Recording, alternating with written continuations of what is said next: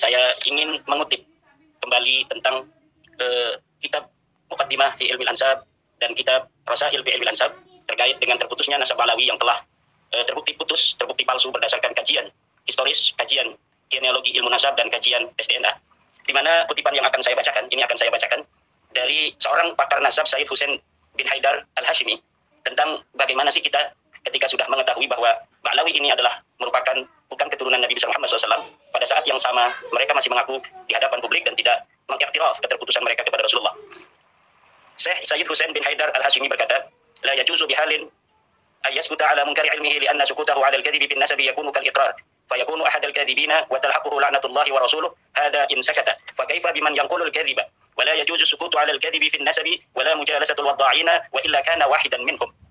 Kata Syekh Sayyid Husain bin Haidar Al-Hashimi, tidaklah boleh bagi ulama sama sekali untuk diam terhadap sesuatu yang tidak sesuai dengan ilmunya. Karena diamnya dia terhadap kedustaan di dalam masalah nasab, itu sama saja dengan mengikrar daripada nasab palsu itu. Fayakunu wahidan, fayakunu ahadal kadhibin. Maka orang itu, kiai itu, ulama itu, yang telah tahu kepalsuan nasab Alawi, tapi kemudian dia masih membelanya, ahadal kadhibin, dia akan menjadi salah seorang pendusta itu. Wa talhaquhu la'natullahi wa rasuluh. Dan dia akan mendapatkan laknat Allah dan Rasulullah. Hadza in sakata. Hukum ini hanya bagi orang yang diam. Fakaifa biman yanqulul kadhiba. Bagaimana dengan orang yang menyebarluaskan kedustaan itu? Dan yang terakhir ini menarik, Bang Yusuf. La yajuzu sukutu 'alal kadhibi bin nasab wa la mujalasatul wadda'in wa illa kana wahidan minhum.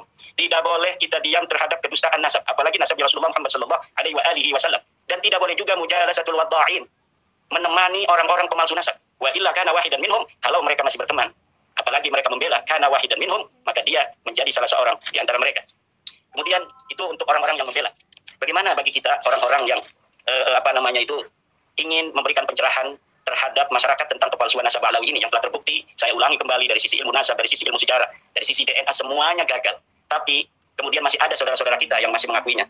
Lalu bagaimana cara kita untuk menyadarkan, terutama menyadarkan bagi orang yang memalsukan nasab itu? Dan di sini pula saya akan mengutip daripada Sayyid Husain bin Haidar Al-Hashimi di kitab yang sama, Muqaddimah fi Ilmil Ansab, halaman 180, dalam kitab Rasail fi Ilmil Ansab 187. فعليك في أول الأمر بالنصح فتأمرهم بالمعروف وتنهاهم عن المنكر وتدعوهم بالحكمة والموعظة الحسنة وتجادلهم بالتي هي أحسن وألا تتعسف في استعمال الحق بأن تمكنت من نفوسهم القوى الحكيمة العاقلة واستجابوا للنصيحة فعليك أن تكف عنهم وإلا تشهر وتفضح بل يجب عليك أن تسترهم وأن تعتذر لهم بجمل الأعذار أما إن لم يستجيبوا ولكنهم أخذوا بالتمادي في ضلالتهم وبغيهم فعليك أن ترفع أمرهم إلى الحاكم وأن تبين حالهم للناس ومن ثم فإن عليك مجاهدة الكاذبين بغليظ المقال ومنازلة المزورين بفاصل الفعال. Ini menurut Syekh Sayyid Husain bin Haidar dalam kitab Rasail fi Ilmil Ansab halaman 187. Bagaimana cara kita untuk memberitahu kepada para Ba'lawi ini bahwa itu nasab mereka telah terbukti putus, nasab mereka telah terbukti palsu, bahwa mereka bukan keturunan baginda Nabi, di dalam darah mereka tidak mengalir darah Nabi, hasil tes DNA mereka G yang merupakan orang-orang Kaukasus, bukan orang-orang Arab. Tapi dengan semua itu bagi kita, orang-orang yang sudah mengetahui itu, fa'alaika fi awalil amri bin nuskhi, dengan cara nasihat. Fata'muruhum bil ma'ruf wa tanhahum 'anil munkar. Kita memerintahkan mereka dengan baik, melarang mereka dari berbuat mungkar. Wa tad'uhum bil hikmah. Kita mengajak mereka dengan cara yang hikmah, penuh kebijaksanaan, dengan ilmu. Bil hikmah itu dengan ilmu, dengan keyakinan. Wal mau'izatil hasanah, dengan nasihat yang baik. Wa tujadiluhum billati hi ahsan. Dan kita berdebat dengan mereka secara ilmiah. Wa alla tata'assafa. Kita jangan berbuat zalim pada mereka fi isti'malil haq, atas nama kebenaran. Fa in tamakkanat min nufusihim al-quwwal haqimah al-aqilah wastajabu lin nasiha fa 'alaika an takufa anhum. Kalau mereka sudah mau menerima, kita berhenti. Misalnya mereka menerima, ya kita bukan cucu Nabi. Atau maaf Pak Dr. Ribut, Pak Yusuf Mas, kami ini tetap meyakini daripada bahwa kami ada turun Nabi, tetapi silahkan bagi orang lain untuk tidak meyakini kami sebagai turun Nabi. Kami tidak akan lagi mengaku-ngaku keturunan Nabi di hadapan publik lagi. Kami hanya akan mengaku di antara kami saja sesama Ba'lawi. Kalau mereka sudah demikian, fa'alaika an takuffa anhum, berhentilah. Wa alla tushira wa tufaddiha. Jangan sampai dipopulerkan kembali. Jangan sampai dibeber-beberkan lagi. Bal yajibu 'alaika an tasturahum. Bahkan kita harus menutupi daripada aib ini. Wa an ta'tadira lahum, dan kita memberikan ruang, menguzuri mereka bijumalil a'dzar, dengan berbagai macam alasan-alasan. Tetapi amma illam yastajibu, kalau mereka tidak mau menerima bahwa ada dalil-dalil keterputusan nasab mereka secara ilmu nasab, secara ilmu ilmu DNA, walakinnahum akhadu bitamadi, mereka terus demikian fi dhalalatihim, dalam kesesatan mereka, wa baghihim fa 'alaika an tarfa'a amrahum ilal hakim, maka seharusnya yang harus dilakukan kita laporkan kepada pemerintah. Wa an tubayyina halahum linnas, dan kita harus terangkan semua ini pada manusia. Kita beri pencerahan kepada manusia bahwa yang mengaku keturunan Nabi dari Ba'lawi itu bukanlah keturunan Nabi. Ini kewajiban menurut Syekh Sayyid Husain bin Haidar Al-Hashimi di dalam kitabnya Rasail halaman 187. Wa min sama dari situ fa inna 'alaika mujahadatul kadzabin. Itu dihitung adalah kita berjihad untuk memerangi para pendusta. Dengan apa? Bi ghalizil maqal. Boleh dengan kata-kata yang keras. Wa munazalatil muzawirin, dan apa namanya itu kita boleh untuk mengalahkan orang-orang para pemalsu itu bifasilil fi'al, dengan apa perbuatan-perbuatan yang dengan itu mereka akan sadar. Itu adalah cara kita di dalam berinteraksi atau menyadarkan daripada Balawi. Sebelum kita ke yang lain, ada lagi nih.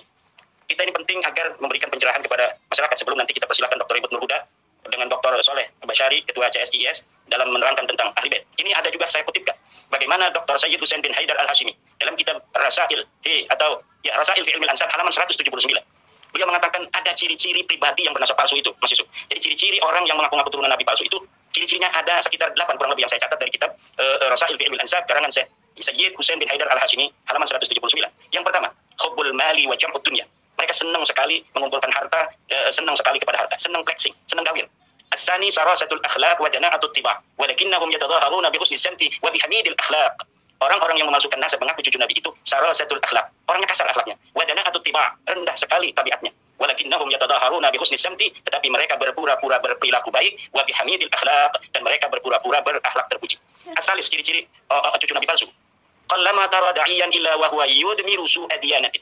Sedikit sekali atau kapan saja engkau melihat orang yang mengaku sebagai cucu Nabi illa wa huwa yudmiru su'a diyanatin, kecuali mereka itu sebenarnya menyembunyikan jeleknya agama yang ada di dalam dirinya.